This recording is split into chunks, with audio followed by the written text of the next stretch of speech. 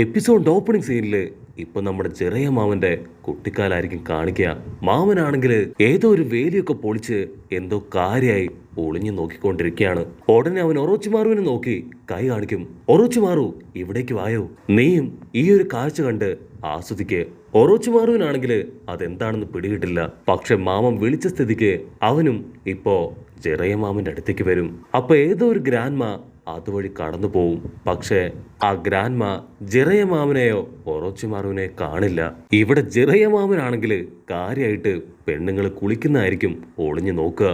അത് കണ്ട് ഒറോച്ചിമാർ ഷോക്കായിട്ട് you are unbelievable, നീ ഇങ്ങനെ ഒരുത്തനായിരുന്നോ? ഇത് കാണാനാണോ നീ കഷ്ടപ്പെട്ട് എന്നെ ഇവിടേക്ക് വിളിച്ചു വരുത്തിയത്? ഒറോച്ചിമാർ ഫുൾ കലിപ്പില് എന്നെ കൊണ്ട് ഇത് പറ്റില്ല എന്ന് പറഞ്ഞ് അവിടുന്ന് കടന്നു പോവും. പക്ഷെ മാമൻ അവനാണെങ്കിൽ ഒറോച്ചിമാറു പോയതറിയാതെ വീണ്ടും വീണ്ടും ഒറോച്ചിമാറുവിനെ വിളിച്ചുകൊണ്ടേയിരിക്കും. പക്ഷെ അപ്പോഴായിരിക്കും ഒരു വമ്പൻ ട്വിസ്റ്റ്. ഒറോച്ചിമാറുവിന് പകരം ആ ഗ്രാൻഡ്മ അവരായിരിക്കും മാമന്റെ പുറകിലേക്ക് വരിക. അവൻ നൈസായിട്ട് തിരിഞ്ഞു നോക്കും. ആ ഗ്രാൻഡ്മ തിളച്ച വെള്ളമെടുത്ത് അവന്റെ മുഖത്തേക്ക് ഒരു ഒറ്റ ഒഴി. അവിടുന്ന് അങ്ങനെ കട്ട് ചെയ്ത ഇപ്പൊ മാമൻ ഒറോച്ചിമാറുവിനോട് പറയും, എനിക്ക് എങ്ങനെയെങ്കിലും ലേഡി സുനൈറിനെ വളച്ച് കുപ്പിയിലാക്കണം. സോ നീ വേണം എന്നെ അതിന് ഹെൽപ്പ് ചെയ്യാൻ. നീ ആൾമാറാട്ടം നടത്തി അവളെ അറ്റാക്ക് ചെയ്യാൻ ശ്രമിക്കണം. ആ സമയത്ത് ഞാൻ ചാടി വീണ് അതിസാഹസികമായി നീയുമായിട്ട് ഫൈറ്റ് ചെയ്ത് അവളെ രക്ഷിച്ച് വലിയൊരു ഇംപ്രഷൻ ഉണ്ടാക്കും. പക്ഷെ ഒറോച്ചിമാറുവിനാണെങ്കിൽ എന്തിനാണ് മാമൻ അങ്ങനെ ചെയ്യുന്നതെന്നൊന്നും മനസ്സിലാവില്ല. ഒറോച്ചിമാറുവിന് ഫീലിങ്സ് എന്താണെന്നോ അഫെക്ഷൻ എന്താണെന്നോ അങ്ങനെ ഒന്നും അറിയില്ല. പക്ഷെ മാമൻ അവൻ വീണ്ടും വീണ്ടും ഒറോച്ചിമാറുവിനെ നിർബന്ധിക്കും. സോ ആ നിർബന്ധം സഹിക്കവയ്യാതെ അവൻ മാസ്ക് ഒക്കെ വെച്ച് ഇപ്പൊ ലേഡി സുനൈറിന്റെ അടുത്തേക്ക് വരും. ഇവിടെ സുനൈറാണെങ്കിൽ ഒറ്റയ്ക്ക് അങ്ങനെ നടന്നു വരാണ്. അവള് ഗാംബ്ലിങ്ങില് പൊട്ടി പാളീസായതോർത്ത് ഒരുപാട് വിഷമത്തില് സങ്കടത്തിലായിരിക്കും റോഡിലൂടെ നടന്നു വരിക. അപ്പോഴായിരിക്കും ഒറോച്ചിമാറു അവളുടെ മുൻപിലേക്ക് ചാടി വീഴുക. അവൾ ചോദിക്കും, നീ ആരാണ്? ഒറോച്ചിമാറു പറയും, ഞാൻ നിന്നെ തട്ടിക്കൊണ്ടു പോവാൻ വന്നതാണ്.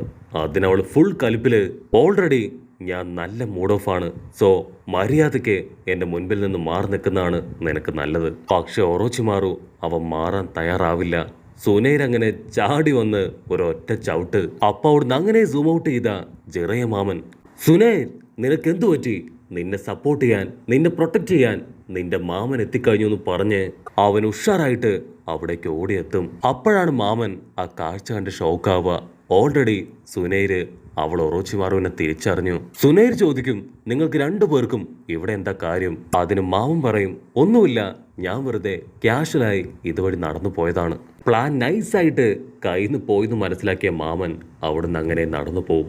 അവിടുന്ന് അങ്ങനെ ബ്ലാക്ക് ഔട്ട് ചെയ്ത അവർ 3 പേരും ചേർന്ന് ഇപ്പോൾ ഒരു മിഷന് പോയിരിക്കുകയാണ്. നൈറ്റ് ആവുമ്പോൾ ക്യാമ്പ് ഫയർ ഒക്കെ കൂട്ടിയിട്ട് അവർ പരസ്പരം പറയും, ഒരു പക്ഷേ ആ വില്ലന്മാര് അവർ നമ്മളെ ഉപദ്രവിക്കില്ലായിരിക്കും. സോ നമുക്ക് സമാധാനമായിട്ട് കിടന്നുറങ്ങാം. അല്ലെങ്കിൽ നമുക്ക് എല്ലാവർക്കും നമ്മുടെ സ്വപ്നങ്ങളെ കുറിച്ച് പരസ്പരം സംസാരിച്ചാലോ? അങ്ങനെ സംസാരിച്ച കുറെ നേരം ടൈം പോവും. ലേഡി സുനൈറാണെങ്കിൽ അത് കേട്ട് ചിരിക്കും. നിനക്കെപ്പോഴും പെൺകുട്ടികളെ കുറിച്ച് മാത്രമല്ലേ ചിന്തിക്കാൻ സമയമുള്ളൂ? അതിനപ്പുറത്തേക്ക് എന്തെങ്കിലും സ്വപ്നം നിനക്കുണ്ടോ? അത് കേട്ട് മാമൻ ചിരിക്കും. മാമൻ ഇപ്പോ അവളോട് ചോദിക്കും, ഓ അങ്ങനെയാണോ? എങ്കിൽ നിന്റെ ഫ്യൂച്ചറിലെ ഡ്രീം അതെന്താണ്? അതിനവള് പറയും, എനിക്ക് ഈ ലോകം മുഴുവൻ ചുറ്റി കാണണം, അതാണ് എൻ്റെ ഏറ്റവും വലിയ ആഗ്രഹം. അത് കേട്ട് മാമൻ പറയും, എൻ്റെ ആഗ്രഹം നീ പോകുന്ന സ്ഥലത്തെല്ലാം നിന്റെ കൂടെ വന്ന് നിന്നെ പ്രൊട്ടക്ട് ചെയ്യണം എന്നതാണ്. അതിനവൾ ദേഷ്യപ്പെട്ട് പറയും, അതിന്റെ ആവശ്യമില്ല, എനിക്ക് മറ്റൊരാളുടെ പ്രൊട്ടക്ഷൻ അത് വേണ്ട. അത് കേട്ട് മാമന് ഒരുപാട് വിഷമാവും. അടുത്തതായിട്ട് അവർ ഒറോച്ചിമാറുവിനോട് ചോദിക്കും. അപ്പോഴായിരിക്കും ഒറോച്ചിമാറു പറയാ, എന്റെ സ്വപ്നം എനിക്ക് നിഞ്ചിപ്സൂല് ഒരു മാസ്റ്റർ ആവണം എന്നതാണ്. എല്ലാവരും കഴിഞ്ഞും എനിക്ക് സ്ട്രോങ് ആവണം. ഉടനെ മാമൻ പറയും, ഞാൻ ഈ ഇടയ്ക്ക് ഒരു സ്വപ്നം കണ്ടു.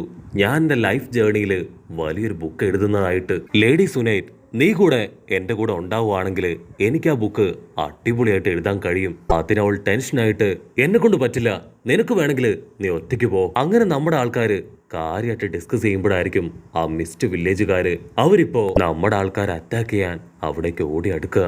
അടുത്ത സെക്കൻഡ് നമ്മുടെ ആൾക്കാർ ഉഷാറായിട്ട് ഫൈറ്റ് ചെയ്യാൻ ആരംഭിക്കും. സുനൈറാണെങ്കിൽ അറഞ്ചം പുറഞ്ചം ആ വില്ലന്മാരെ ആഞ്ഞിട്ടിക്കും. ജിറയ മാമൻ ആളുടെ ഫയർ പവർ ഉപയോഗിച്ച് അറ്റാക്ക് ചെയ്യും. അങ്ങനെ ഒരു വിധത്തില് അവര് 3 പേരും ചേർന്ന് ആ മിസ്റ്റ് വില്ലേജുകാരെ അട്ടിച്ചോടി. അവിടുന്ന് അങ്ങനെ ബ്ലാക്ക് ഔട്ട് ചെയ്ത ഇപ്പൊ കാക്കാഷി മാസ്റ്ററുടെ ഫ്ലാഷ് ബാക്ക് കാണിക്കും. കാക്കാഷി മാസ്റ്റർ ആണെങ്കിൽ ആളുടെ പപ്പ മരിച്ചതിന് ശേഷം ഇപ്പൊ വീട്ടിൽ ഒറ്റയ്ക്കാണ്. ആള് ബുക്കൊക്കെ നോക്കി ഇപ്പൊ അടിപൊളി ഒരു ഫിഷ് ഫ്രൈ ഉണ്ടാക്കും. അതിന്റെ ടേസ്റ്റ് ആണെങ്കിൽ ഇപ്പൊ കാക്കാഷി മാസ്റ്റർക്ക് ഒരുപാട് ഇഷ്ടാവും. വാവ്, ഇത് സത്യത്തില് ഞാൻ തന്നെ ഉണ്ടാക്കിയതാണോ, ഞാനിപ്പോ ഒരു വലിയ ഷെഫായി മാറി എന്നൊക്കെ പറഞ്ഞ് ആള് വീണ്ടും ഇപ്പൊ കാര്യമായിട്ട് കുക്കൊക്കെ ചെയ്ത് പാത്രം കഴുകി വീടൊക്കെ അടിച്ചു വാരി വൃത്തിയാക്കി ടോയ്ലറ്റ് ഒക്കെ ക്ലീൻ ചെയ്ത് അങ്ങനെ സ്വയം പര്യാപ്തനാവുകയാണ്. അതിനുശേഷം പുതിയ ഡ്രസ്സൊക്കെ എടുത്തിട്ട് അവനോട് തന്നെ ടാറ്റാ ബൈ ബൈ ഒക്കെ പറഞ്ഞ് അക്കാദമിയിലേക്ക് ഓടും. കാക്കാഷി പോകുന്ന വഴിയില് അച്ഛനെയും കുട്ടികളെയൊക്കെ കാണുമ്പോൾ കാക്കാഷിക്ക് ഒരുപാട് വിഷമാവും. അടുത്ത സീനില് അവൻ അക്കാദമിയിലേക്ക് എത്തി ഇപ്പൊ തേർഡ് ഹൊക്കാഗെയായി ട്രെയിനിങ് എടുക്കുകയാണ്. കാക്കാഷി ആണെങ്കിൽ തേർഡ് ഹൊക്കാഗെ ആയിട്ട് കട്ടയ്ക്ക് ഫൈറ്റ് ചെയ്യും. ഹൊക്കാഗെ പറയും, ആക്ച്വലി നിനക്ക് എൻ്റെ അതേ സെയിം സ്കില്ലാണ്, എൻ്റെ ഒപ്പം നീ ഈക്വലായിട്ട് ഫൈറ്റ് ചെയ്യുന്നുണ്ടെന്നൊക്കെ പറഞ്ഞ് അവനെ കാക്കാഷിക്ക് അദ്ദേഹം നല്ല സപ്പോർട്ട് കൊടുക്കും. അപ്പോൾ അവിടുന്ന് അങ്ങനെ സൂം ഔട്ട് ചെയ്ത ഒബീട്ടോയും റിന്നും അവർ രണ്ടുപേരും ഭയങ്കര കാര്യമായിട്ട് കാക്കാഷിയെ നോക്കും. റിന്നാണെങ്കിൽ കാക്കാഷിയുടെ പവറിലും അവന്റെ ഫൈറ്റിലും വല്ലാതെ അങ്ങോട്ട് ഇംപ്രസ്ഡ് ആവും. വാവ്, ശരിക്കും കാക്കാഷി സൂപ്പറാണല്ലേ. പക്ഷെ ഒബീട്ടോയ്ക്കാണെങ്കിൽ അത് തീരെ ഇഷ്ടാവില്ല. ഒബീട്ടോ പറയും, ഞാനും നല്ലതുപോലെ ട്രെയിനിങ് എടുക്കുകയാണെങ്കിൽ ഇതിനപ്പുറം എന്നെ കൊണ്ട് ചെയ്യാൻ കഴിയുമെന്ന് പറഞ്ഞ് അവനിപ്പോ ക്യാഷ്വലായിട്ട് അങ്ങനെ ഇരിക്കും. പിന്നീട് കാലങ്ങൾ കഴിഞ്ഞു പോകുന്തോറും കാക്കാഷി അവൻ കൂടുതൽ പവർഫുൾ ആയിക്കൊണ്ടേയിരിക്കും. ഒബീട്ടോ ആണെങ്കിൽ ആരും അറിയാതെ കാക്കാഷിയെ ഫോളോ ചെയ്യും. അവനാണെങ്കിൽ ആ കുക്കിംഗ് ബുക്കൊക്കെ വായിച്ച് ഓരോ ദിവസവും മെയിനൊക്കെ പിടിച്ച് വ്യത്യസ്തമായ ഫുഡൊക്കെ ഉണ്ടാക്കി വളരെ ഇഷ്ടത്തോടുകൂടെ കഴിച്ചുകൊണ്ടിരിക്കുകയാണ്. അപ്പൊ അതേസമയം ലോങ് ഷോട്ടില് ഒബീട്ടോ ആണെങ്കിൽ ഇപ്പൊ കാക്കാഷിയെ ഫോളോ ചെയ്ത് അവൻ ചെയ്യുന്ന ഓരോ കാര്യങ്ങളും കണ്ട് വണ്ടർ അടിക്കും. ആക്ച്വലി കാക്കാഷിക്ക് ഇത്രയും സ്ട്രെങ്ത് പവറൊക്കെ ഉണ്ടായിരുന്നോ, ഇതെനിക്ക് വിശ്വസിക്കാൻ കഴിയുന്നില്ല. ഒബീട്ടോ ആണെങ്കിൽ വിടാതെ സാസുകയെ പിന്തുടരും. അതിനുശേഷം അവന്റെ വീട്ടിലേക്ക് വന്ന് ആരുടെ ശ്രദ്ധയിൽപ്പെടാതെ ഒരു ഭാഗത്ത് ഒളിച്ചിരിക്കും. ഉടനെ സാസുക, ഉടനെ കാക്കാഷി അവനാണെങ്കിൽ അവൻ പിടിച്ചുകൊണ്ടുവന്ന ഫിഷ് അതൊക്കെ വെച്ച് വമ്പം ഫയറിൽ അങ്ങനെ ഗ്രില്ല് ചെയ്തെടുക്കുകയാണ്. കാക്കാഷി ആണെങ്കിൽ ഒബീട്ടോയെ കറക്റ്റായിട്ട് കണ്ടുപിടിക്കും. കാക്കാഷി ഒബീട്ടോട് പറയും, രണ്ടുപേരും അകത്തേക്ക് കയറി വാ. അത് കേട്ട് ഒബീട്ടോ അവൻ ഷോക്കാവും. രണ്ടുപേരോ, ഞാൻ ഒറ്റൊരാളല്ലേ ഉള്ളൂ. അവൻ നൈസായിട്ട് തിരിഞ്ഞു നോക്കും. അപ്പോഴായിരിക്കും അവന്റെ തൊട്ടു പിന്നില് അവൻ റിന്നിനെ കാണുക. കട്ട് ചെയ്താ ഇപ്പൊ അവർ രണ്ടുപേരും വീടിനകത്തേക്ക് വരും. കാക്കാഷി ആണെങ്കിൽ അവൻ അവന്റെ സ്റ്റൈലിൽ പ്രിപ്പയർ ചെയ്ത ഫിഷ് അവർക്ക് കഴിക്കാൻ കൊടുക്കും. ആ ഫുഡിന്റെ ടേസ്റ്റ് അത് അവർക്ക് രണ്ടുപേർക്കും ഒരുപാട് ഇഷ്ടാവും. ഇത്രയും നല്ല ഫുഡ് റെസ്റ്റോറൻറ്റിൽ പോലും കിട്ടൂല എന്ന് പറഞ്ഞ് അവര് കാക്കാഷിയെ അഭിനന്ദിക്കും. കാക്കാഷി വീണ്ടും എപ്പോഴത്തേതും പോലെ പാത്രങ്ങളൊക്കെ കഴുകി വെച്ച് വീടൊക്കെ വൃത്തിയാക്കി നെക്സ്റ്റ് ഡേ മോർണിംഗ് അക്കാദമിയിലേക്ക് പോവും. ഒബീട്ടോ വീണ്ടും കാക്കാഷിയുടെ അടുത്തേക്ക് വരും. കാക്കാഷി, സത്യത്തിൽ നീ ഇന്നലെ ഉണ്ടാക്കി തന്ന ഫുഡ് അതിന്റെ ടേസ്റ്റ് ഇപ്പോഴും എൻ്റെ നാവിൽ നിന്ന് മാറിയിട്ടില്ല.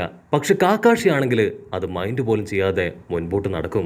അടുത്ത സീനില് മൈഗൈ ആണെങ്കിൽ കാക്കാഷിയുടെ അടുത്തേക്ക് വന്ന് പറയും, നിനക്കൊരു കാര്യം അറിയോ, ഞാൻ ആക്ച്വലി നിന്നെയാണ് എൻ്റെ റൈവലായിട്ട് കണ്ടിരിക്കുന്നത്. നിനക്ക് ധൈര്യം ഉണ്ടെങ്കിൽ ഞാനുമായിട്ട് ഫൈറ്റ് ചെയ്യാൻ പറഞ്ഞ് മൈഗൈ ഇപ്പോ കാക്കാഷിയെ തല്ലാൻ തുടങ്ങും. കാക്കാഷിക്ക് കലി കയറി ഒരൊറ്റ ചവിട്ടിന് അങ്ങനെ മൈഗയെ താഴെയിടും. അവിടുന്ന് അങ്ങനെ ബ്ലാക്ക് ഔട്ട് ചെയ്ത നെക്സ്റ്റ് ഡേ അവനവന്റെ പപ്പയുടെ കല്ലറയിലേക്ക് വരും. കാക്കാഷി അവന്റെ പപ്പയുടെ കല്ലറ നോക്കി പറയും, പപ്പ, അന്ന് നിങ്ങൾ റൂൾസ് ഒക്കെ ബ്രേക്ക് ചെയ്ത് നിങ്ങളുടെ ഫ്രണ്ട്സിന് വേണ്ടി ഒരുപാട് കാര്യങ്ങൾ ചെയ്തു.